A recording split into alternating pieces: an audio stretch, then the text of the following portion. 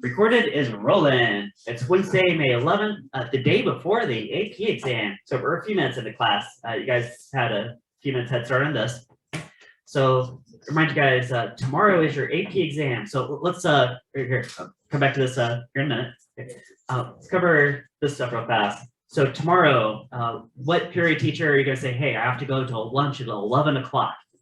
That's third period. So third period teacher, oh, what time is your lunch? 11 o'clock. Do you have to bring your own lunch, or is one gonna be provided at the school? You gotta bring your own lunch, right? So you either know that, maybe you got it written down in your planner, you gotta bring your own lunch tomorrow. What time are you gonna be over at, actually, where is the test gonna be? Where's it gonna be? Gym. The gym. And what time are you gonna be at the gym? 11:30 at the gym, right? Test officially starts at 12, but 11:30 to be there. Okay. Now, this page, will this page be provided to you? Yes, it will. It'll come with the exam materials. So are you going to bring one yourself? No, don't worry about it. Or at least if you do, just leave it in your backpack at the side of the room, right? Because you can't obviously bring any notes to the exam, but this page will be provided for you. Okay. Things to bring to the exam, things to not bring to the exam. I know we've gone over this before, but let's hit the main ones. Guys, are you going to bring a calculator tomorrow? Yes. Two calculators is a good idea in case the batteries run out on one of them. Is a scientific calculator okay to use? Yeah, in fact, I would just personally use this one myself. Is a graphic calculator okay? Yes. Is your cell phone okay? No. Let's go. No on the cell phone. Guys, in case you wear a smartwatch, are you gonna wear a smartwatch during the exam tomorrow?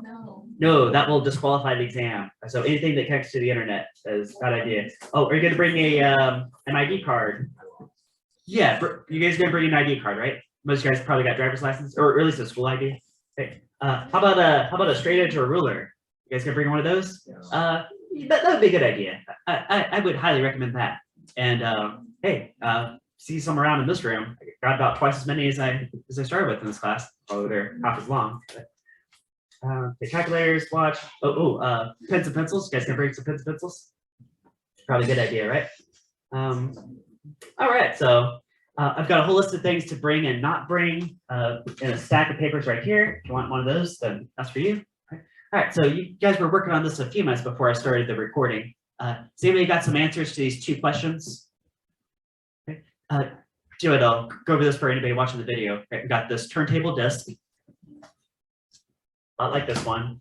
It's gonna start from rest, which would normally be written out as start from rest, right? But you guys know the number, that would be 0 radians per second. Okay. I told you the mass of the disc. I told you the radial size of the disc. There's a string bond around it, and you're pulling with a constant force. And so after some amount of time, the two questions are how far is it turned and how fast is it turning? Okay. Now, to answer this, one thing you would have to know is rotational inertia for a solid cylinder about its central axis. You don't have to memorize this because if they want you to apply this, they would give this to you. Right? But that's what it is for solid cylinder. Okay. You guys ready to start going through this? Okay, so hopefully you have a really good start on this. Maybe you guys are going to beat me to the answer. How many guys thought this has something to do with torque? Is that what you guys were thinking? Torque? Right? Here's two perspectives on torque. Torque is equal to R cross F. Okay? This is how I originally taught you guys about torque. Right? This is radial arm crossed with the force. So only the perpendicular components matter. Sometimes it's written as RF sine theta, where theta is the angle between these two.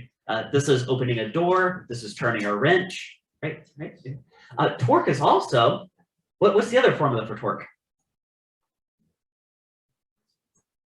I times alpha. Yeah. Remember, this is Newton's second law of motion, but rotational. This is analogous to F equals ma. But it's rotational. Okay. Now, these two ideas for torque, right? Can you set those equal to each other and then R cross F equals I times alpha and start solving stuff? Yeah. Let's go. Actually, I'm going to do this the other way. I'm going to do I times alpha is equal to R times F. Okay. And I can just multiply them together as long as the R and the F are at 90 degrees to each other, which will always be the case for the string bond around the edge, right? This and this will always be perpendicular. Sine of 90 degrees is equal to 1, so I don't have to worry about sine. Right? So I got this. Okay. Now I should know 3 of these things, right? I, R, and F, or I should be able to very quickly get those. And I want to solve for alpha. here's a big picture of how we're going to solve this. I'm going to start with dynamics, right? Because alpha, angular acceleration, anything to do with acceleration, there's two ways you can go with this. There's a kinematic perspective, it's like distance, speeds, and times. There's a dynamics perspective, like either forces or torques, and either mass or rotational inertia. Okay, we're going to solve for acceleration using dynamics, using basically this setup here, and then we're going to kick over to kinematics and actually answer these two questions. But what's going to link it together is angular acceleration. Okay? So I need to do a substitution here. 1/2 mr squared. That's what I is, right? So we go pop in that substitution right here. 1/2 m. I'm still doing this. I'm so sorry, guys. I don't know why I'm in this habit, but capital R and lowercase r, I just use interchangeably. But let me try to clarify this a bit. I'm going to just stick to capital R just for this problem, which is usually like the fixed radial size. So 1/2 mr squared, right, times alpha equals r times f. Well, cross product, but they're already perpendicular to each other. One of the r's cancels. Okay. And alpha, in terms of notice I'm solving in terms of variables. Hey, are you guys gonna have to solve some things in terms of variables tomorrow? Yeah, it's gonna be somewhere on there, probably FRQs, right? So I'm gonna say cross multiply 2 and then divide down the m and the r. So that's 2f over mr. You guys check me, make sure I'm doing this right? Does that all look good so far? Okay, so that's the angular acceleration in terms of given. All right, got those two things, I can pop them in. We go ahead and get a number at this point. At some point I have to get a number. So all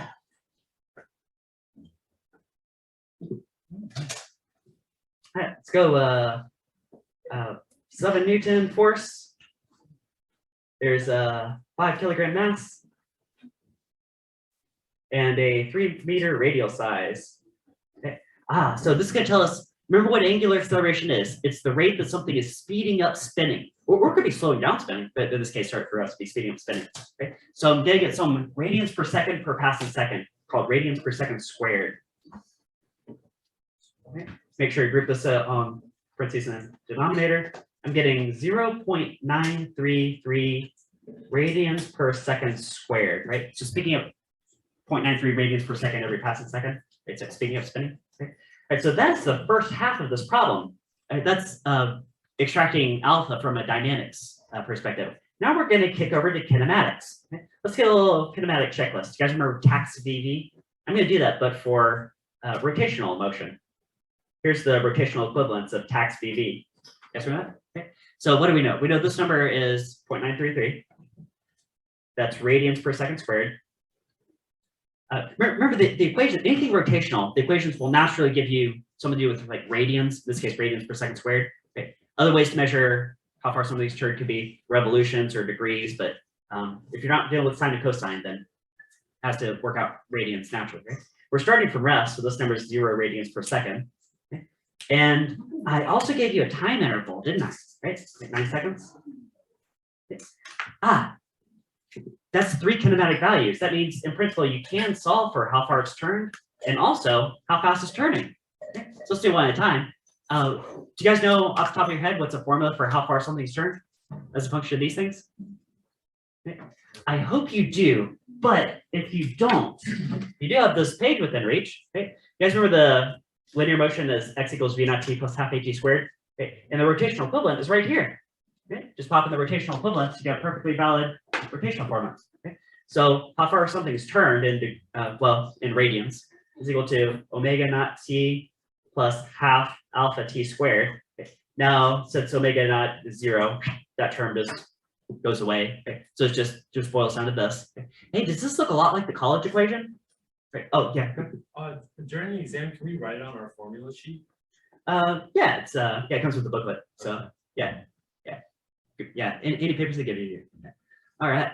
So pop up some numbers here. How far is this thing turned? So 1/2, 0.933 rad per second squared times 9 seconds being squared, just the square of 9 seconds. Okay. Let's see, how far is this thing turned?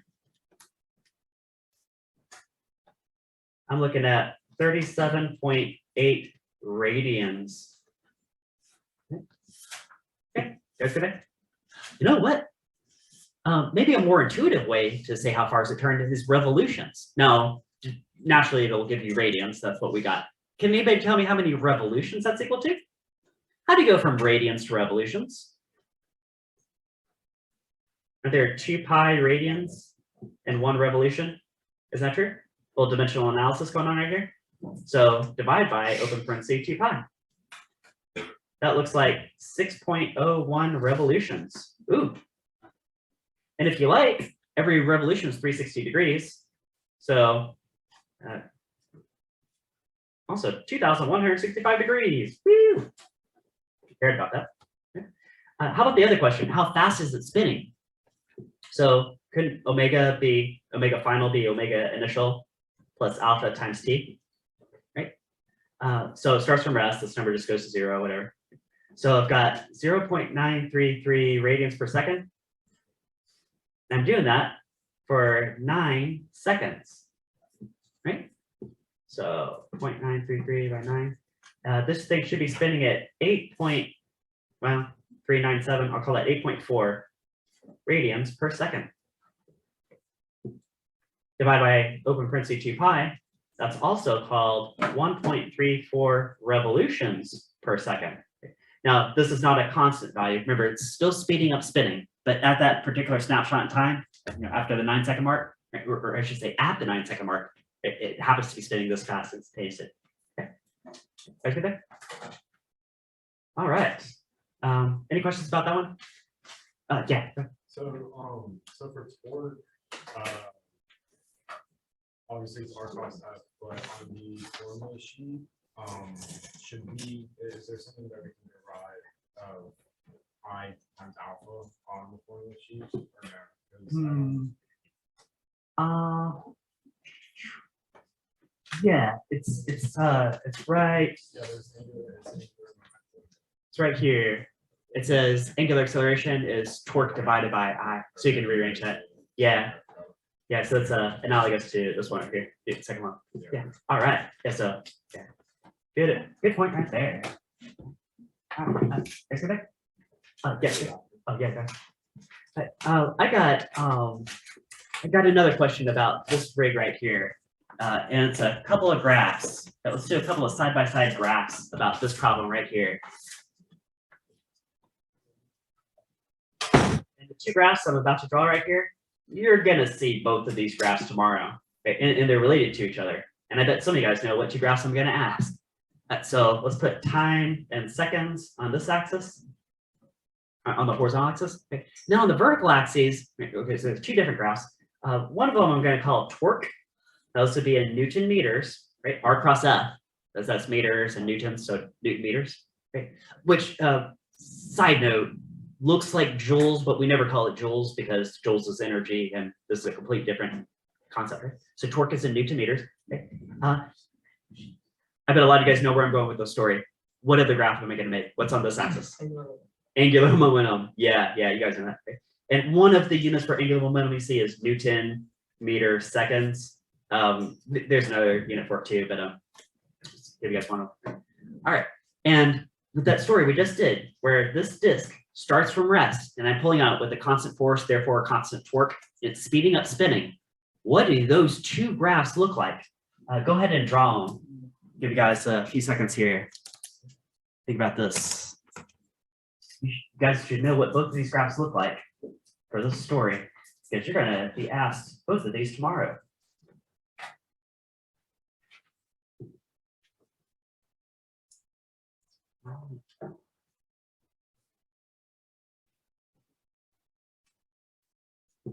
All right, you guys got both those graphs? Now, start with the one on the left. Torque versus time.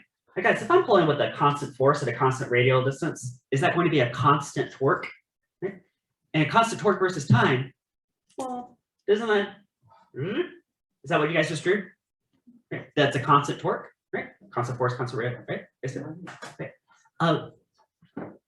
Now, if it's speeding up spinning, then shouldn't its angular momentum be increasing? Isn't L equal to I times omega? Now, the I is constant. Right? It's just the disk itself, 1/2 mr squared. But omega, ooh, that's increasing. Right? Maybe at a constant rate. So at time 0, how much angular momentum does it have to start from rest? 0. So that's one of the points on the graph. What does the rest of that graph look like? Did you guys draw that right there? Let's do that. Okay. Okay, so its angular momentum is increasing at a constant rate because its angular velocity is increasing at constant rate. All right, time out. Let me pause the recording. All right, recording is resumed. All right, so now these two graphs are related to each other. And in fact, if you're in calculus, then you know there's a derivative integral relationship between these two, right? Okay, so what property of the torque versus time graph tells you something about angular momentum? Yeah, the area, right? Okay. So I'll call this delta L, like a change in angular momentum. See, like as you go from left to right, suppose I split this into like 3 segments. Right? During the, so it's like 3 seconds, right? During the first second, it picks up this much, second second, this much, third second, this much, right? So it's picking up at a constant rate. Ooh, just like this is increasing at a constant rate. Okay. How about this? What property of angular momentum versus time tells you something about torque? The slope, exactly. Okay. And hey, this is a constant slope, just like the torque itself is constant. Ooh, look at that, right? And you know what, too? If you're not sure, let's say you get to this part of the test tomorrow and like you have a brain freeze, you're like, oh, yeah, I forget which property, which one. Right? Think about units. And this is true in general, too, for like any type of graph. It's possible that tomorrow you'll get a graph that you've never seen before in your life. You're like, what the heck am I looking at? But you can figure it out. If you know the units of the axes, you're like, okay, I can figure out what the area of the slope represents because blah, blah, blah. Take a look, right? Isn't the area of a shape something to do with base times height? In a rectangle, it's just straightforward base times height. But take the units to do the same thing. What is Newton meters times seconds? Wouldn't that be Newton meter seconds, which would exactly describe angular momentum, right? And so that's how this area represents this y coordinate. Okay? And then going from right to left, that's so we just did an integral, right? But let's do the derivative, go the other way. Okay? Rise over run, doesn't rise over run represent a slope? Slope is rise over run, right? So rise over run. So this unit divided by this unit. So if you divide the two units, this is something about the slope. Newton meter seconds divided by seconds, that gives you Newton meters, which exactly describes a torque. Right, you guys see that? Right. You guys get that? You guys can navigate that? All right. So I got some other problems lined up. Does anybody have a particular question about anything? Anyone else? All right, so I'm gonna move on to next example. Right, so suppose I got something like this. Let's say we have a frictionless ice pond, right? Frictionless ice pond. Right? And there's just a block out here, just sitting around, just minding its own business. He's got mass 3m. Right? And then there's a single block with just mass m, flying in at some speed v, right? And let's say they collide inelastically. So let's call this inelastic collision. Okay. I want you guys to tell me after the collision, how fast the two blocks are moving together as they're sliding off into the sunset. How fast? Oh, I just gave you guys variables, right? There's no numbers other than the proportion of the masses. How fast post collision?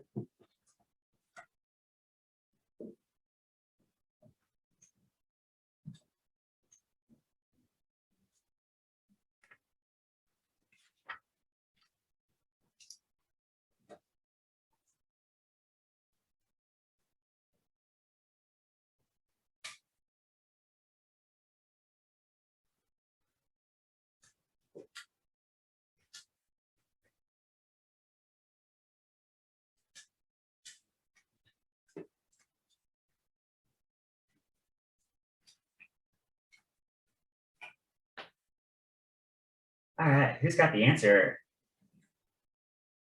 You guys know? What framework did you guys use to solve this? Conservation of momentum. It's a collision, right? So sum of momentum before the collision equals sum of momentum after the collision. If this is an FRQ, this would be probably a pretty simple FRQ, right? Then if you write down that step right there, I bet that would be worth a point, right? Now momentum, that's mass times velocity, right? So do you guys think that the moving block mv is providing all the momentum in the system? Okay. Let me give you the bigger picture version of this. Mass A, velocity A initial. plus mass B, velocity B initial equals, and then if it's inelastic, I'll go ahead and do inelastic. The two masses are going to stick together at some common final velocity, right? Kind of solving for. Now in this case, if this guy starts with at rest, this term would just go to 0. Right. So all the momentum was provided from the moving one. Okay. So we got mass times velocity equals, okay, then they're going to stick together m plus 3m, some final velocity. Okay. Okay. So that's like 4m, right? So mv equals 4 mv final. The m's cancel. Okay. Notice I never gave you what the mass was. I just told you the proportion of the mass, but there, cancel. Divide over the 4, and the final velocity is equal to 1/4 of the initial velocity of the block itself. Let me amend this a little bit. I'm going to change this v to a v naught, just so that it really stands out. So there you go. Okay. So they slide off together at 1/4 of the speed of the initial small block by itself. Right? So if it was coming in at like 100 meters per second, now they slide together at 25 meters per second. Guess that. Okay. How about this? What if you're looking at the center of mass between the two blocks? Right? Where is the center of mass? Say in this snapshot right here. Would it be in the geometric center, or a little bit closer to the left, a little bit closer to the right? Probably right about here. I'll call it center of mass. Right, probably right there. Hey, could you guys imagine if there's a very light meter stick connecting those two blocks, has negligible mass itself, and you're trying to balance it on your finger? You probably balance it closer to the heavy one, and then the torques would cancel out like a seesaw, right? Yeah, thanks. Guys are all that. Okay, so now the center of mass itself, is it also in motion when you consider that the small block is in motion?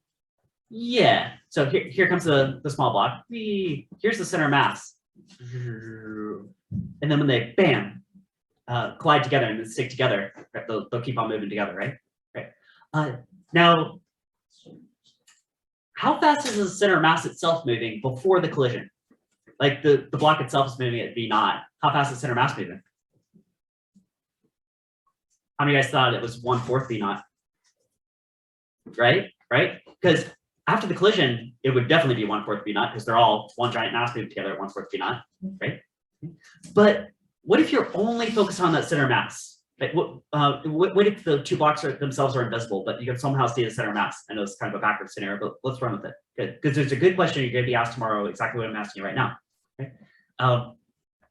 Would you ever even know when that collision happened if you just focus on the center mass? You would never know. Before the collision, it was traveling this fast. After the collision, it was also traveling that fast. Right? The speed of the center mass never changes. Oh, because this is a what kind of system? Open or closed?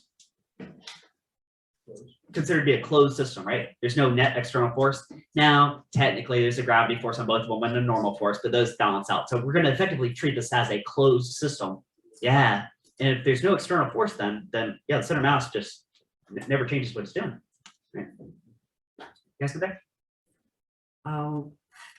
About this, got a question about a ballistic pendulum. So let's run through the ballistic pendulum because that's a really good, also a complex question, like a two-part question. Okay.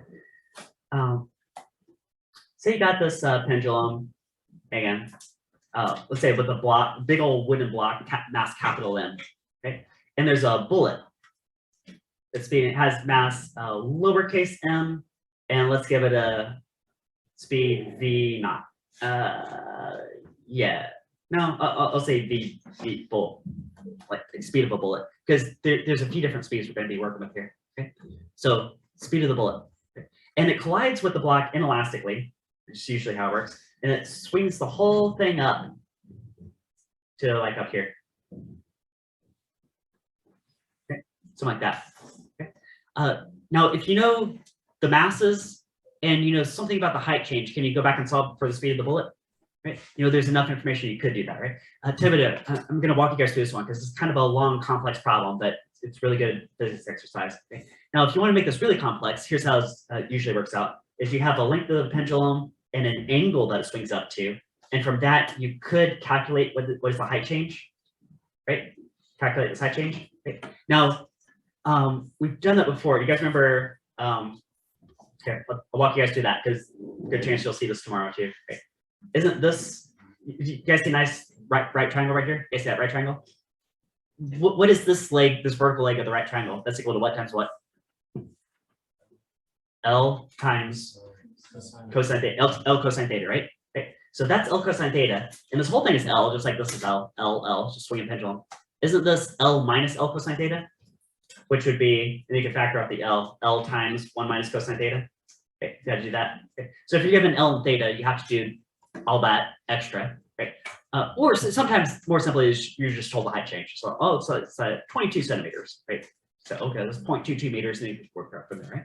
Right, so this could be a combination of, well, I see some collision physics, so that sounds like conservation of momentum. Now, I also see a height change and a speed change. So that looks like conservation of energy, doesn't it? Okay. Now, forwards in time, it goes momentum followed by energy. But if you're trying to calculate what is the speed of the bullet, which is usually the question that you're asked, right? Then you're gonna actually solve this backwards. So you start with the fact that the last thing that happened was the height change. I'll do conservation of energy. And I'll work back a step to the collision physics, conservation of momentum, right? So you start with this. Sum of energy initial equals sum of energy final. Now your initial final are these two frames right here, initial final. Okay. So initial, it was all in motion with 1/2 m, where m is the combined masses of the block and bullet, times the post-collision velocity squared. And then after it goes m, which is again sum of the masses, gh, where that h is, might be L times 1 minus cosine theta, right? Okay. Now, even if you forgot the detail about the mass, doesn't matter because it cancels out. Okay. And you can solve for V post, and V post, say like post collision, okay, is square root 2gh, which you've seen over and over and over again, haven't you? Right. So that should look super familiar, right? Okay. Guys remember that? Okay. Now that's just the first part of a two-part problem for this ballistic pendulum. Then you have to kick back to conservation of momentum. So here's, I'll call this part 1. Okay, and then this will all be part 2. Okay, so this bullet was, okay, so now we need initial final, but I'm looking at initial final. See, for energy it was initial final. For momentum, it's initial final. So I'm looking at 2 different frames here. Okay, so initially the bullet had all the momentum, was mass of the bullet times velocity of the bullet, which we're solving for. And then after they collide, it's mass of the block plus mass of the bullet. Oops, should put a subscript on this guy, but gets it data. Okay. Times V post collision. And that V post collision is the square root 2gh. This feeds in right here. Substitute that. You'd be given the masses, and you can divide by the mass of the bullet, and you get the velocity of the bullet. Right, you guys see that? Okay, there's pretty much the whole problem just on a single page right there. Whole ballistic pendulum. Right? So yeah. Good physics exercise right there. All right. You guys good? All right, let's do, let's kick back to unit 1, because I know I did some unit 1 stuff with you guys, but want to more explicitly cover a projectile problem. Okay. So let's say there's a tabletop edge. It's got a tabletop edge right here. Okay. And I got a bunch of balls all lined up on this tabletop edge. Let's go 3D with this guy. 3D.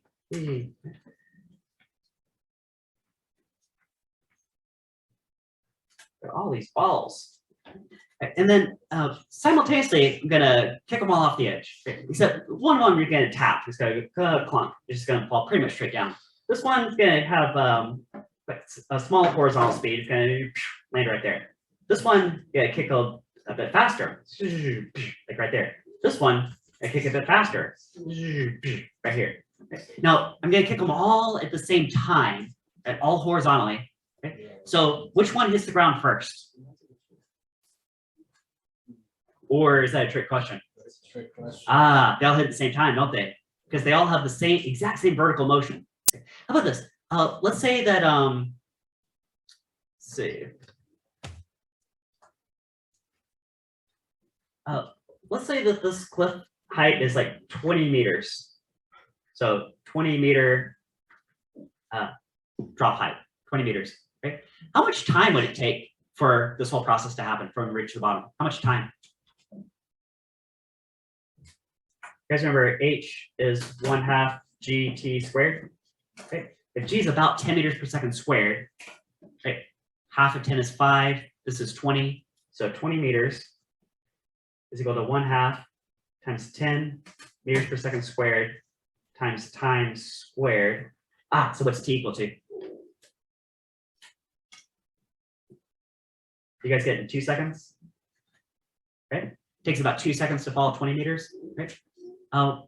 Hey, after 1 second, so half the time, after 1 second, where would these balls be? Would they be halfway down the cliff? No. Are they going to be above halfway or below halfway after 1 second? Above halfway. In fact, exactly how far from the top edge? 5 meters. Yeah, 5 meters, which is right about here. Okay. So, so at 1 second, they'll all have fallen 5 meters. And after 2 seconds, they'll have fallen the full 20 meters, right? Oh, that's interesting. After 1 second, like half the time, they'll have fallen only a quarter of the distance. That's because height change is proportional to time squared. So if you double the time, you actually get 4 times the height change, right? 5 times 4 is 20, right? So this right here, it's only 5 meters drop height, right? You guys got that? Ooh, I know another projectile question I want to ask guys. Another projectile. Suppose I have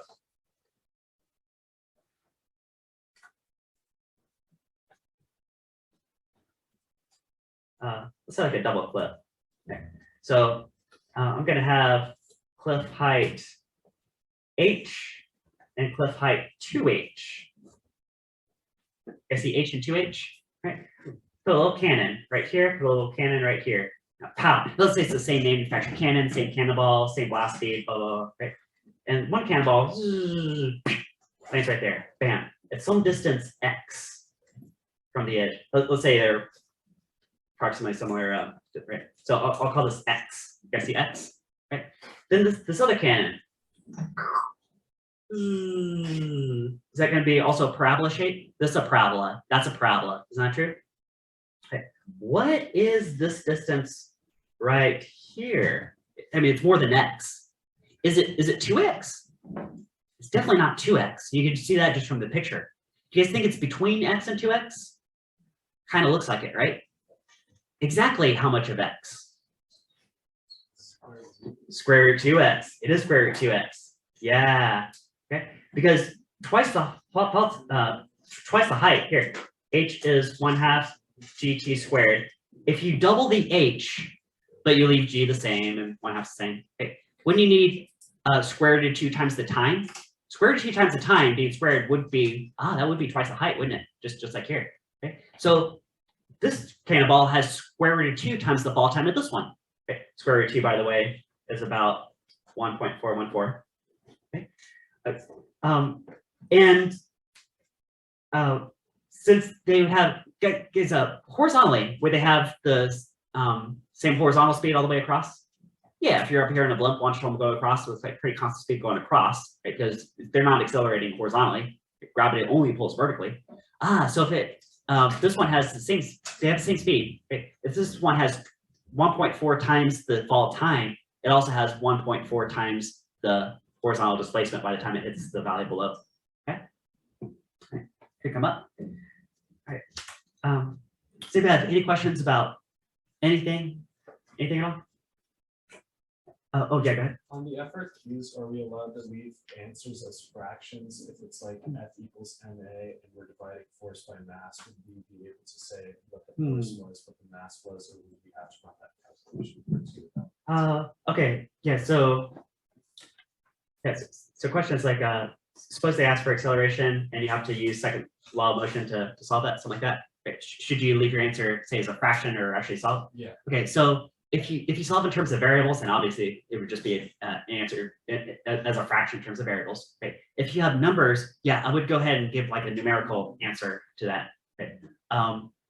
If it's a clean fraction, like exactly 1/2 or something, they might take that, but it'd be safer to say like 0.5 meters per second squared. There's no calculator section, correct? You can use a calculator anywhere on the exam. Gotcha. Yeah, everything's open calculator. Yeah, there you go. Okay, the whole thing's open calculator. Okay. I'm glad you asked about FRQs too. right? Because I want to mention this, right? You guys, how many different FRQs are you going to get? Yeah, you're going to get 5, and they account for approximately half of the total exam score. Okay, now 3 of those are 7 points each, and 2 of those are 12 points. Okay, there's one qualitative quantitative design.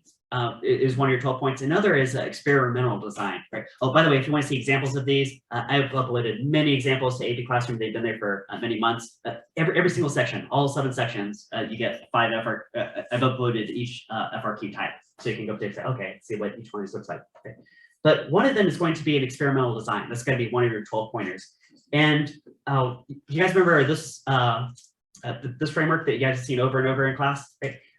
Most of the labs I've had you guys do, and a lot of the FRQs, I've given you this page and said, follow this format, because your AP graders are going to have a scoring rubric that follows pretty much this format. So let's go over this. Let me zoom in where you guys can see this. Okay. So tomorrow, you guys are going to get an experimental design question. It's going to be worth 12 points. You're going to be given some premise or some question, like solve for blah, blah, blah. Okay. And then you're going to be asked, what measuring tools do you need? Right? And there's only a handful of measuring tools. They always say like that you could commonly find in a physics class. Okay. So let's go over measuring tools. What are some measuring tools? Meter stick to measure a displacement. What else could you have? Stopwatch to measure time. What else could you have? A scale or a balance or a triple beam balance, right? To measure mass. So there's mass, displacement, and time. What's another common? Motion detector. Motion detector. Okay. Now I know we haven't used one of these in this classroom, but if you're asked a question about how do you set this up, you set the motion detector up like this so that some object is going like towards or away from it, and then it can pick up like it can read speed right directly. Okay? I can think of at least one more tool that you could commonly use. What was that?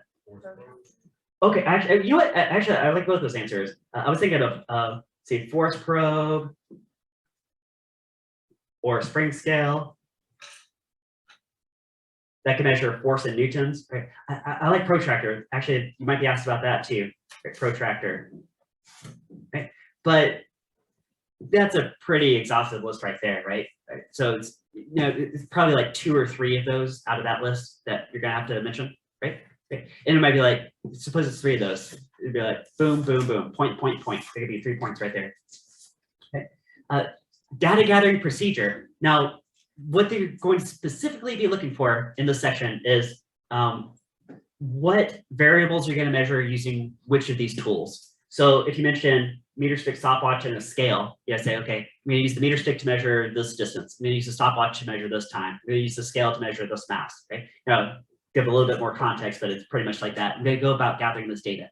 Then there will be a separate section after that where they're going to say, how are you going to use that data to analyze blah, blah, blah, blah, blah. And so this is where you say, I'm going to take these mass, distance, and time values, and then I'll go through like some, either I'm going to apply this equation like x equals 1/2 at squared, or I'm going to maybe make some graph with some axis manipulation, something like that, where you can come to some conclusion, which is going to answer whatever question that for whatever premise. Okay? I'll give you guys an example, one that you guys saw recently. Let me dig through my notes real fast. I might have this marked up ready to go. Here it is. Here it is. Okay, I think I threw this at you guys yesterday. You guys remember the story of there's an astronaut that lands on some mystery planet, some alien planet, trying to figure out, I wonder what the gravity field is. So he takes out a pendulum and adjusts the length of the pendulum. So he has lots of different length pendulums and has a stopwatch. So he has lots of different times. Now, all he needs for this is a meter stick and a stopwatch. Maybe he could have a scale, but the mass doesn't really matter. Mass of the blob. Right?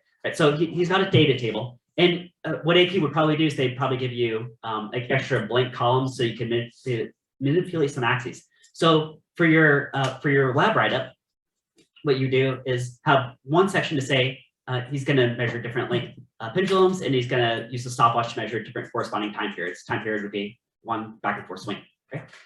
Then in your data analysis, what you do is you could say, I'm going to graph either length versus t squared on 2 pi quantity squared, or I'm going to graph 2 pi quantity squared L versus t squared.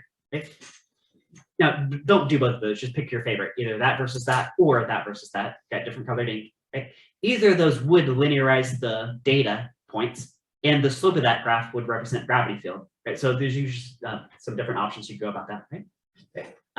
Yeah, and then your conclusion would be the gravity field is the slope of that graph, which might be like 2.8 meters per second squared, something like that. Okay, guys got that? Right. Another one I want to do with you guys. Let's look at a ball on a string. Okay. So I'm going to say, let's do a ball on a string in a vertical circle. Okay. Whenever you see anything moving in a circle, be cognizant of, well, is it in a horizontal circle or a vertical circle? See, if you saw something like this, right here, I'll draw the ball at like different points, right? Like going around, going around, zoom, zoom, zoom. Okay. So it's going around like this. See, if you were up in a helicopter looking down, this might be a horizontal circle, in which case the speed would probably be constant. But if you're from the side looking at it, this might say like side view, which would confirm this, that is a vertical circle. Well, do you think it's going to be speeding up and slowing down as it's going around? Right, let's do this. Let's say that the ball just barely gets around the top.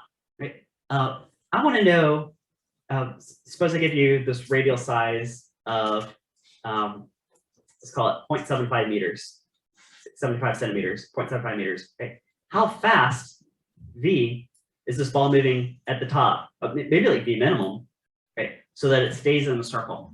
Right? Like if it went any slower, the circle would collapse. I'm like, oh, right? But what's the minimum speed just to barely get around? I give you guys a head start here. You guys got some paper? So remember how to do that?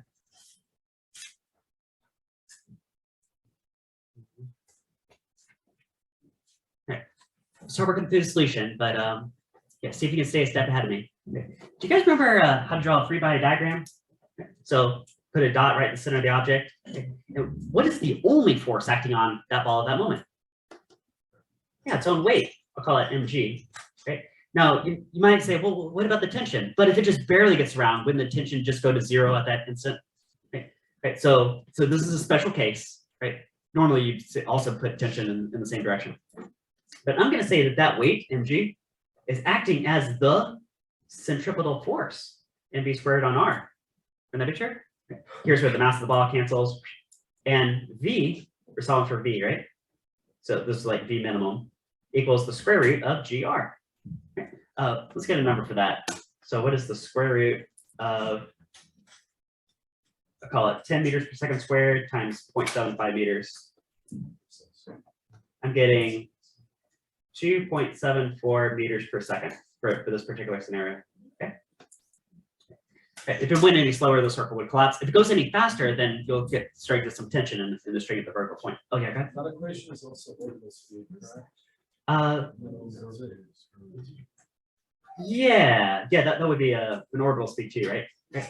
Now, tricky thing up here, side note about orbital speed, is if you're asked to solve like something about orbital, you don't normally see this lowercase g. You normally see capital G universal gravity constant. So let me just remind you guys how to do that. If there's a satellite going around a planet, call this distance capital R. Okay. They say mv squared on r equal, and this would be orbital speed, equals gmm on r squared. R cancels, mass of the satellite cancels, and v orbital equals square root gm on r. Definitely be able to derive that. There's a pretty good chance you might have to derive that tomorrow. Okay. But yeah, that does kind of look like this. Now I want to ask another question though too, is what is the tension in the string at the bottom? Do you think that there's a pretty good tension at the bottom? Why don't you guys do that? So let's do free body diagram. Do you guys think that this ball still has a mass of, or is it, well, mass of m, still has a gravity force on it of mg, right? And do you think the tension is now pulling up with a huge tension force? I'll call it F sub t, tension force, right? And do you think that the difference between those two would represent the net force, which is also centripetal force, still holding it on the same geometric circle? So let's do that. Maybe I'll section off this paper right here. Just do this in red ink. Okay. So I'm going to do centripetal force m the bottom. Yeah. Okay. All right. So mv squared over r at the bottom is equal to the difference between the tension force up and the weight down. Okay, and I think I asked you guys this. What is the tension in the bottom? Okay. Now, tricky thing though is what is the speed at the bottom? Because what? So actually, I missed part of the process. Because how do you get the speed at the bottom? You have to use conservation of what? Energy. So let me do a little side note here. Let's do conservation of energy. Okay. Now, what is the tension in the bottom? Now, my mistake was I had forgotten that the ball would be in motion at the top. So if it had 0 speed, then the speed at the bottom would be whatever. So, but the fact that it's in motion, to get the speed at the bottom, you have to set the conservation of energy. And it doesn't only have potential energy at the top, mgh, where h is equal to twice the radius of the circle, diameter of the circle, that's where this comes from. Okay? But it also has this kinetic energy piece, which I left off. So let's go back and solve this the correct way. So here's the energy mix at the top, has some kinetic plus potential energy, right? And at the bottom has only kinetic because you could define the height to be 0 right at the bottom, at the bottommost point. Okay. Now, if you solve this, you'll get the speed at the bottom is square root 5 gr. Then if you go to solve for tension, let's look at a free body diagram right at this point. It'll look like this. You got the weight acting down and a tension force acting up. And the net force, which is the difference between those two, would be acting as the centripetal force, holding it in the circle pattern. Ooh, okay. So now I'm going to substitute this right here. So V is at the bottom is the square root of 5 gr. Then V squared at the bottom would be 5 gr. So that's that substitution. That goes down right there. Okay. And then you can solve for the tension force, and the tension is going to be 6 times the weight of the ball. So 6 mg, that's 6 times the weight of the ball on the string. Okay. And that will be true anytime you have a vertical circle, a ball on a string, and the ball is going just barely fast enough, it just barely makes around the top of the circle, then at the bottom of the tension string will be 6 times the weight of the ball. All right, so there is the correction.